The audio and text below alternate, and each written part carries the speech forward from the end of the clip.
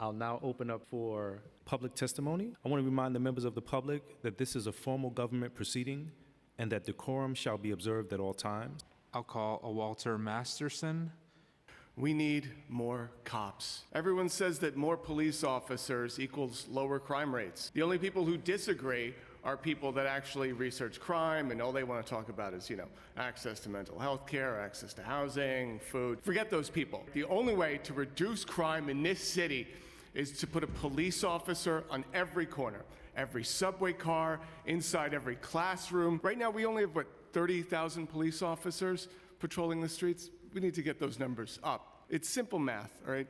There are currently 6,400 subway cars in our transit system, as 1,800 schools in NYC. That's 20,000 classrooms, 120,000 city blocks. We need almost about 150,000 officers on patrol at all times. Otherwise, who will be there to play Candy Crush on their phones as civilians disarm violent offenders? Last week, we had a horrible shooting on the A train at the Hoyt-Schermerhorn stop. Now think about this. The Hoyt-Schermerhorn stop already has a police station, but that didn't stop the shooting. But what if the subway car had a police officer in it? What if everyone on that subway car was a police officer? What if the shooter on the subway was also a cop? That would have been amazing. There would have been no crime report or anything. We could have just handled it internally. We could end crime today. All we need to do is make everyone in New York City join the NYPD. Then assaults, murders, sexual assaults would just be handled internally. Someone steals a car, give them paid leave. Problem solved. You might be thinking, how are we going to pay for this? Right now, the NYPD budget's $11 billion. That's only but 5% of the city budget. It should be 100% of the city budget. It'd be the only way to curb a crime rate that's already almost historically low. No parks, libraries, schools, homeless services, mental health officers, transit, arts, or happiness. Why would we need those things when we have the NYPD? Thank you. Good evening. My name is Isabel Leyva. For the past 4 years, I have led the NYCLU's protest monitoring program, through which we've documented police conduct at hundreds of protests across our city. I have testified to this council many times about why the SRG must be disbanded, as have hundreds of New Yorkers who have taken days off of work to be in this room and to relive trauma inflicted on them by this unit. For 2 years, this hearing room has been packed with community members begging City Council to take action on this issue. What I want to emphasize today is that no matter how many oversight hearings we hold about this unit, how many lawsuits the SRG is involved in, how much scrutiny the SRG is under, and how much the NYPD actively lies to this council, this unit continues to brutalize New Yorkers with impunity. As long as this unit exists, it will continue to brutalize New Yorkers with impunity. That's because you cannot reform a unit that was created to crush dissent. You cannot reform a unit that is trained to target racial justice protesters. You cannot reform a unit that is designed to treat our community members like enemy combatants. Over the last few months, the SRG has led a violent crackdown on protests across our city, disproportionately targeting pro-Palestine protests. Only 2 weeks ago, the SRG trapped and brutalized dozens of nonviolent protesters, arresting more than 30. They then attacked people at jail support who were waiting for the release of arrestees at one police plaza. They slammed someone so hard into the pavement that they began to have a seizure in the middle of the road. Earlier that day, the SRG knocked a protester unconscious while making mass arrests. Footage shows the NYPD handcuffing the person as they lay unconscious on the sidewalk face down. Multiple people were hospitalized that day for injuries. Just last night, an army of SRG officers were deployed to repress a protest right outside of this building. As an active duty veteran and as a public servant myself, I understand the enormous responsibility that is entrusted to those who serve the public. Unfortunately, it is obvious that the weight and magnitude of this honor has been lost on the NYPD and the SRG. A fact that has been made evident by their flagrant lack of transparency, their violent and systemic discrimination towards minority groups, as well as their general inability to serve their communities. As an NYCLU protest monitor, I have borne witness to these atrocities firsthand. I've seen the SRG routinely meet peace with unbridled violence. I've seen them destroy private property in the name of de-escalation, and I have seen them arrest members of the press simply for asking questions. I am a PTA mom. I live very close to here. I have a son in middle school. I'm one of those people who used to think it's just a few bad apples. My viewpoint has changed because every interaction I've had with the police in New York City has been negative and violent and scary. The first time that I had an interaction that really scared me was during the BLM protest. I was just outside by Union Square. I was standing on the sidewalk, and later I learned it was the SRG. They lined up, and without a warning, they didn't even tell anybody that they were going to do anything. I was on the sidewalk. I was legally on the sidewalk. They turned around and started beating us, and I was hit with a baton so hard that I had a bruise for a week for standing on the sidewalk. Nobody gave me a warning. I pay taxes for that. The other thing that I witnessed was I was also at a vigil for Jordan. I'm sorry, I'm blanking on his last name. There was a young man. Neely. There was a young man that I was worried about who the police had done something to him, that he was bleeding from his head. And I thought he had a concussion. And how do I know that? I'm actually a medical doctor. I'm an MD. And I said to the policeman, he probably has a concussion. Please get him medical care. They ignored me. This was a vigil. It was peaceful until the police got there. I saw them tackle a reporter. I also saw them taking down an elderly man who was using a cane. They ignored my pleas for medical assistance for a young man who's bleeding from his head, who looked like he had a concussion to me because he wasn't focusing and he looked confused. The other thing that I want to talk about is the Planned Parenthood protest. I'm so disgusted. As I mentioned, I have a medical background. These are patients going for medical care, and you know those protesters, some of them actually show up dressed as clinic providers. Do you know that? There's somebody who shows up there dressed up like a Planned Parenthood volunteer, and one time there was somebody wearing scrubs there so that people would think that they were a nurse. That's actually illegal because they're impersonating people to defraud people so that people who are going to Planned Parenthood think that they're members of the staff when they're really trying to talk them out. In 2021, I was myself arrested by SRG officers. 4 of them violently slammed me to the ground. Despite being compliant and yelling that I wasn't resisting, 4 officers insisted on carrying me by each of my limbs, with my legs spread apart in the air. I left the precinct with broken blood vessels and bruises on my arms that persisted for weeks. On March 8th, they knocked a protester unconscious because they slammed him to the ground. And rather than calling for medical attention, when the protester came to, they handcuffed them and took them away. Just last night, right outside this building, SRG officer Luis Machado jumped the barricade and charged at a crowd protesting. When they arrive on the scene, they escalate situations and injure New Yorkers, who again are just exercising their First Amendment rights. I have witnessed SRG members brutally assault and arrest a number of individuals who were simply trying to assist female patients about to enter a Planned Parenthood clinic on Bleecker Street. At the same time, the SRG actually escorted a group of religious anti-abortion advocates right up to the clinic entrance. I don't even participate in protests because journalistic ethics require that I remain impartial, but I do volunteer as a protest monitor, which means I show up to protests wearing very clearly labeled protest monitor vest.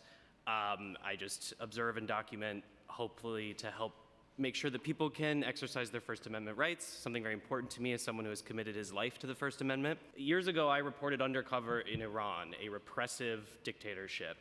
I covered protests there in Tehran. I covered protests here in New York. I've been arrested in Iran. I've been arrested at protests in New York. What I experienced at the hands of the Gashta Ershad, Iran's infamous morality police, is nothing compared to what I witnessed from the SRG on a regular basis. I've been punched, kicked, choked, verbally berated, threatened with arrest, and this is when I'm wearing my protest monitor vest, when I'm a person who's supposed to have some sort of protected status at these protests. And this is when members of NYPD Legal are literally yelling at SRG officers, "Stop that, he's supposed to be here." And what they do to protesters is beyond that even. I've seen people get beaten to a bloody pulp for taking the wrong tone with an SRG officer or waving a Palestinian flag. I've seen a fellow journalist specifically targeted and violently attacked for trying to document this. These SRG officers, they arrive at these protests ready to fight. They are disdainful of people exercising their First Amendment rights. Every single protest I have been to as a monitor, the moment that the SRG arrives, things escalate. The violence increases, and it's always coming from them. Pro-Palestinian protesters have been met with extreme repression, especially by the NYPD's Strategic Response Group. The SRG has intimidated, arrested, brutalized, and even threatened psychiatric hospitalization towards pro-Palestinian protesters. The SRG has concussed and traumatized the youth. This is not an exaggeration. There's footage and endless evidence of NYPD's violent tactics on social media, and even in the news. Whether we are protesting in solidarity for Palestinian liberation, for our reproductive rights, for racial, economic, climate, and social justice, the NYPD finds a way to harass, intimidate, and suppress us. I have a scar from a bike scope from 4 years ago that I still have today, which is honestly nothing compared to the things that I've witnessed. The SRG has shown time and time again that they escalate demonstrations, not de-escalate them, kettling sonic weapons, etc. When the NYPD put my image on Crime Stoppers, they didn't use it for my public social media, they went to OnlyFans, and they went through a paywall. And SRG's MO is immediate escalation. What I mean by that is they make every single situation, every protest, no matter what type of protest it is, unnecessarily violent. Starts with physically shoving people, for instance with bikes, often completely over. Groups of SRGs, sometimes up to 5 or 6 of them, grabbing people off streets, off sidewalks, with no warning or no reason, sometimes tackling them to the ground, pinning them on the ground, pinning them against walls, and other forms of violence. Not to mention the sheer disdain for protesters they have, such as mocking us, goading us to touch them or hit them to provoke us so they can arrest us. And this has escalated to severe injuries as well. I have friends who have gotten concussions. I've seen cases of fractures, broken bones requiring hospitalizations. At one time, I've seen someone literally got knocked over backwards by the SRG, hit their head on the pavement, the back of the head on the pavement, got knocked out cold. When we demanded that the cops call a medic, we were berated by SRG officers. All of this in response to protesters just marching down the street. On March 8th, I witnessed an SRG officer jump a barricade and a fence to brutally beat down somebody who was literally just standing behind a barricade. That was the biggest shock to my perception of what the police are supposed to be that I've ever experienced in my entire life. Sergio Surin from New York City Ice Watch. I'm coming to you from the temporary dwelling of one of our migrant friends from Mauritania. Hello. Hello. Umar. Hello. There is no reason that the NYPD should be flying drones at every single community event when the price of that drone could buy a housing voucher for city feds and get people off of the street. There is no reason that the NYPD should be protecting Zionist real estate sales that are selling stolen Palestinian land in violation of the Housing Act in 1968, when we heard earlier that CCRB investigators make $44,000 a year. There is no reason that the NYPD should be getting paid overtime for protests when migrants in shelters do not get the basic services, including not even a stable mailing address, which in many instances keeps migrant men from reuniting with their children who are held in ICE detentions in other states. This is a true fact. As a protester, the SRG's arrival is synonymous with escalation and violence. They are well known for unprovoked uses of force and for disrupting nonviolent protests with tactics such as kettling. I've personally witnessed SRG officers hit my fellow protesters with bikes, push, shove, and trap protesters using bikes and shields, and grab individuals out of a crowd in order to body slam them to the pavement. Over the past few months, the SRG has led brutal crackdowns on protests across New York City, arresting and injuring dozens of protesters who are exercising their First Amendment rights, including youth student activists. Over the past few months, the SRG has led brutal crackdowns on protests, specifically pro-Palestine protests across New York City, arresting and injuring dozens of protesters who are exercising their First Amendment rights. I myself have been regularly attending these protests in my own time, and I've witnessed firsthand the SRG's escalation of violence. Instead of providing affordable housing, the SRG sweeps up homeless people out of view as if they are disposable and calls it quality of life. Instead of welcoming migrants to the city of opportunity, the SRG surveils, terrorizes, and harasses new migrants. Christmas Day, the NYPD was filmed beating people until they bled, separating fathers from their children, pepper spraying, and putting women wearing hijabs into headlocks. New York City youth are not spared from this violence. In February, the SRG grabbed, punched, slammed, and dogpiled multiple youth, including one minor, as they protested on the sidewalk. In January, organizers were preparing to pray when the police attacked, violently throwing a minor to the ground and arresting him for sitting on a mailbox. NYPD press communication teams has issued misleading press statements which stoke fear in immigrants and lead to anti-immigrant bias. Specifically, I want to recall at Times Square, brawl, which the NYPD claimed it was immigrants attacking officers.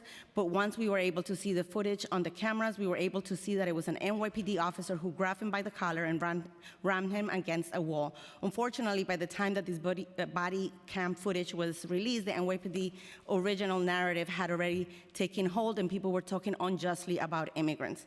One of the areas of NYPD budget we urged the council to cut is the press communication office, which is responsible for misinformation, which helps fuel anti-immigrant sentiment that we cannot have in the city right now. We also urged the council to reduce the budget overall. For example, last week an NYPD officer beat a man with a stun gun who was a father who was holding a 1-year-old baby at a shelter for recently arrived immigrants. Everyone should be disgusted by this. No matter how long someone has been called New York home, we deserve to be treated with compassion, care, and no stun guns in separation and no risk to no child.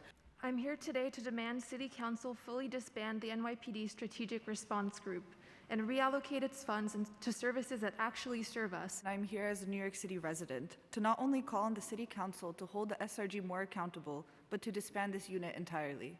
The City Council must hold the SRG accountable and defund the unit. To a totally new side of the NYPD they have not seen before and unprepared to face brutality that the NYPD will bring to them, continuing these tactics from 2015 and before. And why I agree that disbanding the SRG budget and the group as a whole is important, I must also stress the importance of holding the NYPD accountable and that making sure that these tactics are not used ever again and that we may get that view of a protest world that we all dream of. And I also want to bring attention, there is somebody who should be here today but was refused. If you gave a damn about your constituents, you would disband and divest from the NYPD's Strategic Response Group. Our tax dollars should be funding libraries, schools, even compost. Our tax dollars should be funding lower income and predominantly black and brown communities like the Bronx, communities in which I'm from. Everyone's been saying that the solution is not more police, not more prisons.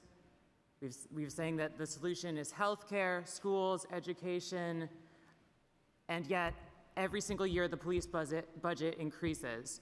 Abolish the SRG, abolish the police and prisons, free Palestine. The SRG are undoubtedly the #1 danger at protests. They are setting up situations where protesters will be seriously injured or killed. Let me say that again.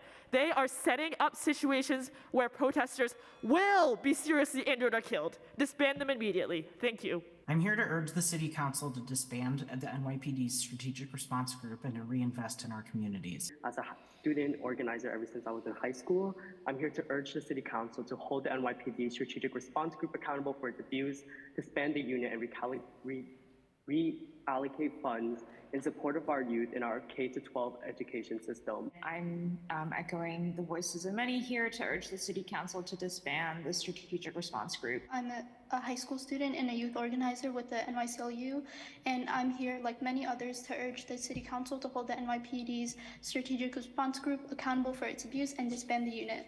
When I tell you I fear for my safety, it has never been because of other protesters.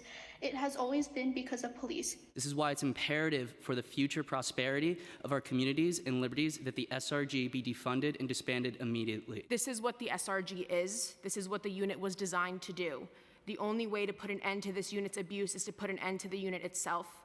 The people have spoken. Disband the SRG and reinvest its funds into our communities. Anything short of that is a failure to protect the safety and the First Amendment rights of New Yorkers. I am a New York City resident, and I'm here to urge the council to hold the NYPD Strategic Response Group accountable for its abuse and disband the unit. And education related to discrimination targeting Muslim Americans. Today, I urge you to hold the NYPD Strategic Response Group accountable for its abuse, disband the unit, and invest in community programs that actually keep us safe. The second is that we want to disband the notoriously violent and abusive Strategic Response Unit and reinvest those funds to serve, not harm, New Yorkers. I'm 54 years old. I lived through the crack epidemic, the bandit buildings. We need cops in the city.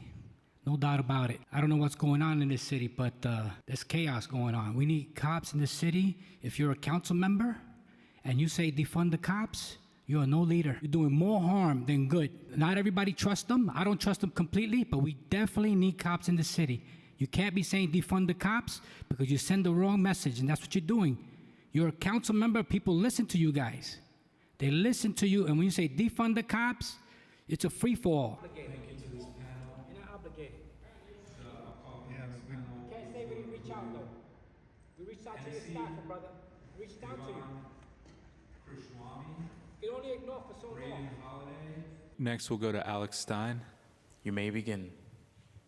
Can you hear me? All right, guys, it's me, Primetime 99, Alex Stein. Thank you for having me. Gosh, you've been here all day, and you guys are talking about the strategic response group. We need that. I go to these protests, and these Palestinian protesters are insane. They're all on antidepressants. They're all, on edge, and they actually want to create chaos. So to be honest, I think we need more cops to stop some of these protesters. I'm all about a peaceful protest, but these guys aren't peaceful. I mean, they're out there doing some disgusting stuff. But it doesn't matter how many strategic response groups you have, because, guys, once you arrest them, you let them out of jail. And all of these people that spoke today, they're all idiots. All they do is care about the freaking immigrants that are coming here. We need to help out Americans. We need to help out young black people, young Hispanic people that are from America and not worried about the Venezuelan immigrants that are cooking rats on the street. You guys are insane. They're a bunch of losers that have no money, no jobs, so that's why they're relying on the government for handouts. So it's just really sad and pathetic. So if you guys listen to these people, that shows that you guys are just as mentally unwell as all the idiots that are here today. So it's not even a budget issue. It's the fact that you guys are too dumb to realize that you need to keep the criminals in jail. And then you need to put America first, because all these people that are talking and on this stream, they don't care about America. That's the last thing they care about. They want to destabilize America. They want to end American greatness. So it's pathetic. So don't let this happen. Don't let this happen. Use your brain. Use your brain, not like these sickos. Maybe a decade ago, this would have been done via a press conference or via an interview, but in 2024, one very important way to communicate with the public is via social media. And that's something that we've done and will continue to do. If you are going to use social media platforms to get your message across, it is absolutely essential and imperative that it be correct. It is essential and imperative that there is no harm done to innocent folks out there who are just doing their jobs, like I said, appropriately and accurately. It is imperative that if nobody gets this right, that the police department gets this right. Thank you for your testimony. Commissioner. And Madam Speaker, I'll double down on that and let you know that as an agency, we will be more careful and responsible about what we post. Thank you. Back to the facts. So, in FY21, when the mayor came into office, average response times to critical crimes in progress, dispatch and travel time, was 5.6 minutes, 5 minutes and 30-something seconds. FY24, first 4 months of this year, average response times, critical times in progress, 7 minutes and 20 seconds. That is a major, almost 2-minute increase since the mayor came into office responding to serious crimes in progress. Police officers haven't changed in a substantial way. Year over year, we have about the same number of cops. Why are response times to serious crimes in progress up by almost 2 minutes since the mayor came into office? We've had some attrition in the department, which accounts for increased response. It was a less than 1% change in the police department officer headcount year over year. We're seeing a nearly 2-minute increase since the mayor came into office in response times to crimes in progress. Why is this not a serious issue that the police commissioner himself is focused on? This is a major problem across the 5 boroughs. I think it should be addressed. First of all, I'm still going to disagree with that piece of paper until I match my numbers. You're disagreeing with the PMMR that was reported, the NYPD's data in your own city's report. So I said in the beginning, let's agree to disagree for the moment. Is that fair enough? Chief, come on. This is the city's report. This is NYPD's data. We have increase in... But you can't tell me it's a 2-minute increase. Can I finish my statement? All right, go ahead, Chief. Respectfully. Please. I thank you for coming to the scene the other day, by the way. You were a big help. Now, I'm always here to help. We had a nice conversation. And the seriousness of the report in terms of, I'm going to say it again, critical response to critical jobs.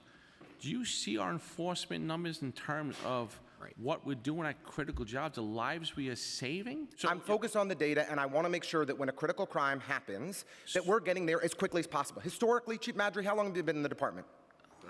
33 years. Historically, that number was always 5 minutes. Chief Madry knows that. 5 minutes to get to a serious crime in progress. We're now at 7 minutes and 20 seconds. That's a big difference. We are being pulled in many different directions. We just went over all the protests we have to do.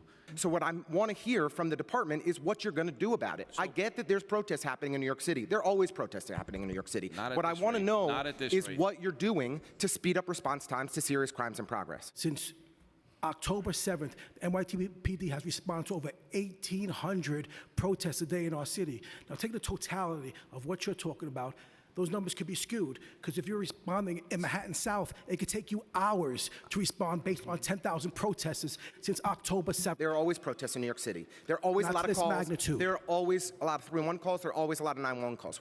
Frankly, I find most disappointing about this exchange is not that you're denying the report that came out from the mayor's office with NYPD's data about the response times to serious crimes in progress, is that you all seem surprised by it, that you're not aware of it. This is a major indicator moving in a very wrong direction, and what I'm hearing from the senior leadership of the NYPD is they're not even aware of it.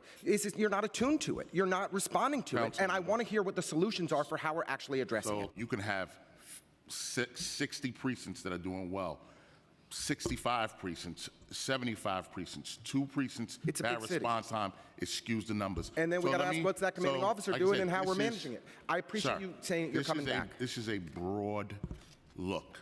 I'll give you some real details, command by command. Hey, this is where we're having a problem with, and wherever we're having a problem, we'll get the additional resources. And we want to help, right? So we want to think together about how do we actually improve this. This is a serious concern. I'm raising it because I want to help identify a solution together with you and support whatever we can do. Absolutely. And we're going to move. Appreciate We're going to your move to the help. next member. Appreciate you pointing this out. Welcome to the Inquisition. The Inquisition, once again, of the New York City Police Department, with about as much respect as I don't know what. This is an embarrassment to the New York City Council that reflects the city of New York, that you are being torn into pieces here. When this is the city council that has defunded you, disarmed you, and has seen you put in the situation that you have been put in today, and you have been abused, you have been used, and you have been overworked and underpaid. And yet you're coming under the scrutiny here of people that don't even have the accurate facts. All they want to do is look for their little snippet of airtime as to how they can condemn the greatest police force in the entire country. And it's an embarrassment to me, and it should be an embarrassment to this city council. And the fact that the chairman here did not slam his gavel down as he should have to keep the council member and several other council members in control is another embarrassment. The number of shootings across New York City in 2023 was pushed down another 25%. This is the 4th lowest year for shootings in the modern era. In fact, shooting incidents were down in all 5 boroughs for the 2nd year in a row. And last year, murder fell another 12%. And besides knocking down violence, your offices last year alone made more than 53,000 felony arrests, ensuring we keep a narrow focus on the drivers of crime across all major categories. The one negative outcome of driving down violent crime is that the officers have experienced an uptick in assaults against them. As your cops go about arresting those who drive violence, their interactions with criminals willing to evade capture or resist arrest also increases. So far this year, shooting incidents are down 16%, and murder has dropped 18.8%. While burglaries have been reduced by 12.7%. Order. Yeah. This is ridiculous. This is ridiculous. You didn't come. You didn't come to hear it.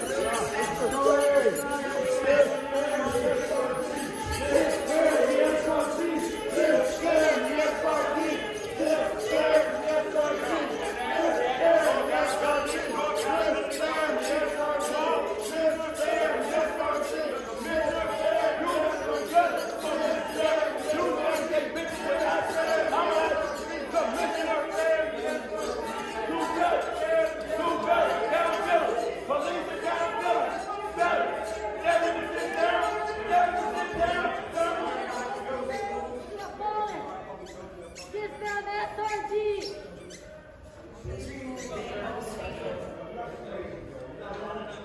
I will reiterate, you will respect this body. You will respect. So far this year, shooting incidents are down 16%, and murder has dropped 18.8%, while burglary has been reduced by 12.7%, and overall crime is down 1.6% citywide. One crime that has been especially challenging across our city has been grand larceny auto.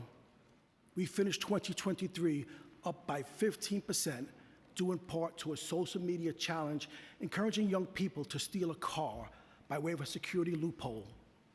But I'm proud to report, thanks to a number of initiatives, including the catalytic converter etching bill passed by this council and the establishment of our grand larceny auto plan, we have reduced the crime of stolen vehicles by nearly 10% so far this year. These are not statistics. These are real people.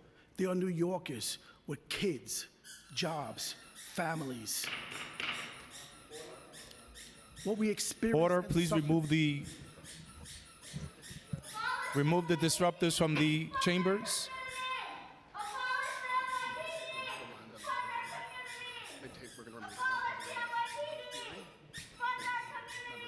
That's despite servicing upwards of 20 million riders a week. The total number of transit index crimes for the month of January equates to barely 1.5% of total citywide crime. So no matter how traumatizing even a single act of violence can be, our transit system is not actually being overrun by crime, rather Order. very real acts of violence. Remove the protester from the chambers. But let's be clear, a lot of overtime costs are due to unforeseen circumstances such as shootings and protests. But, however, we added additional layers to that.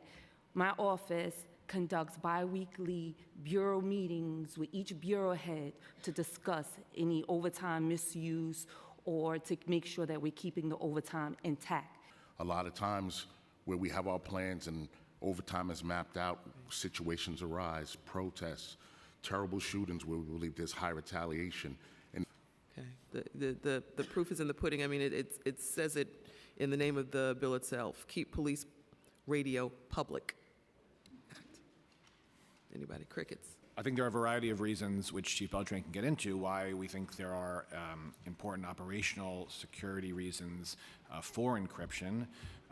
Certainly understand the arguments on the other side of that, and those are real concerns, and we've heard them, and there's, as the Chief said, internal dialogue and discussion about those. Let's take a look at public relations and DCPI spending. NYPD has recently undertaken a number of new public relations efforts that have raised significant questions, including its use of social media and video production. This includes the publication of an NYPD's Most Wanted video and communications that criticize judges and prosecutors, seeming to attack the credibility of other branches of government involved in the criminal legal system. Who's responsible for vetting the information that comes across? Because a lot of the information is incorrect. The department has over 250 separate social media accounts. In the department, our executives, precinct commanders, are given access to social media accounts in order to inform the public in the area that they cover. Okay, my question still was, who's responsible for vetting the information that comes across? Because there has been significant incorrect information that is potentially harmful, actually, to people out there doing their jobs appropriately and well. Well, I do think it's actually very important for the department to get its message out there. We are a very important stakeholder in the criminal justice system.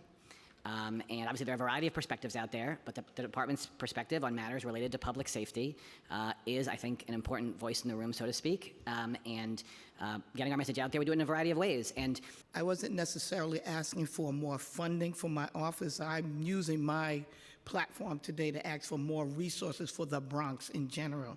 The Community Justice Center, the Rape Crisis Center, more programming, work development for our young people, mental health courts and resources. So, I mean, you've heard that, yes, as DA McMahon said, there's a common thread.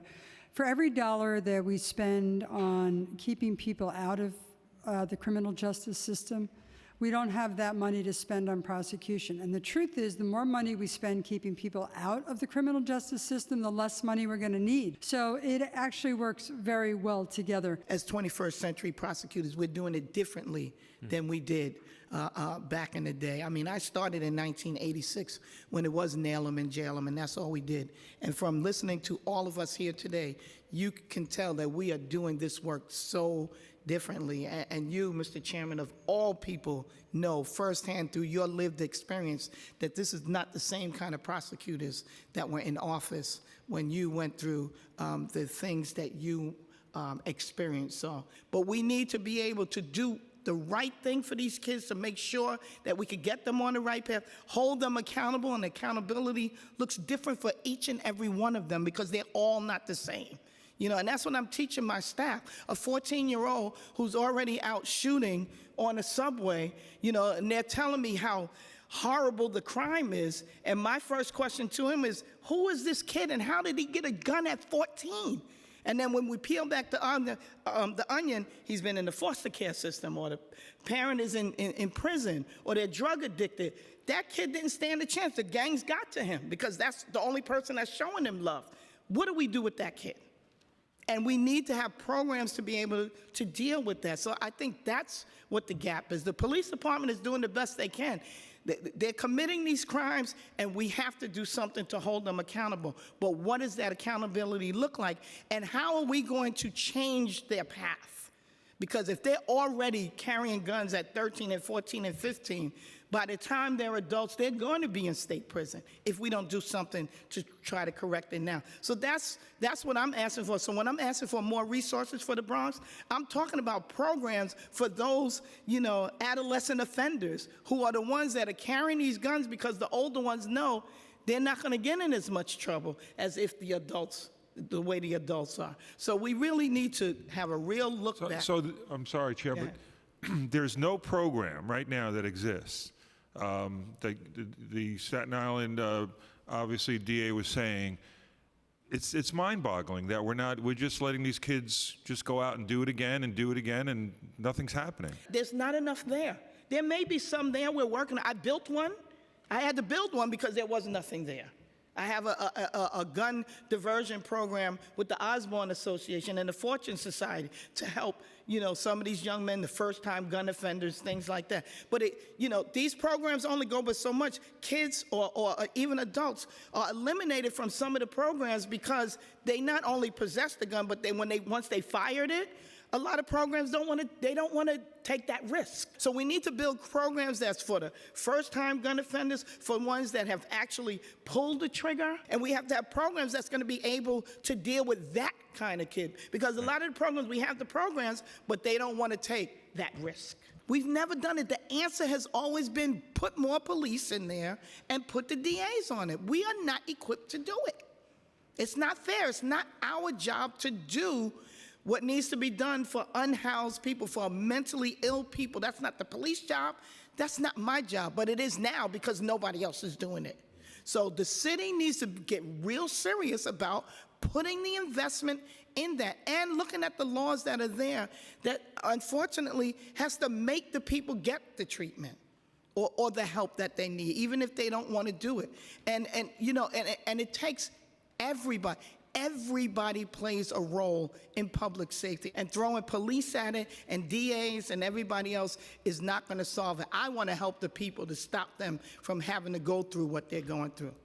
It's painful to watch people suffer with mental illness. I have people in my family that deal with it. I know how hurtful it is. I know how hurtful it is with people that are suffering with substance use disorder that can't stop, so they're stealing because of it. I have that in my family as well, and my neighbors. I'm not just visiting the Bronx. I live there with the people every day. I know what's happening. So I think that if we really want to stop it, stop thinking that law enforcement is the answer and put the money into the social workers and the treatment and the job training and the housing. Housing is the #1 thing. If people had a stable place to live and be able to thrive, we would eliminate a lot of this. So I think that you asking me honestly, stop making me do that work. It's not my job. Let me focus on those real crime drivers that are causing the harm, that in spite of the treatment and everything else, if they're getting the treatment, we'll make sure we get that done. But those who just keep doing it for the sake of, causing crime, let me deal with that. That's what I need to deal with.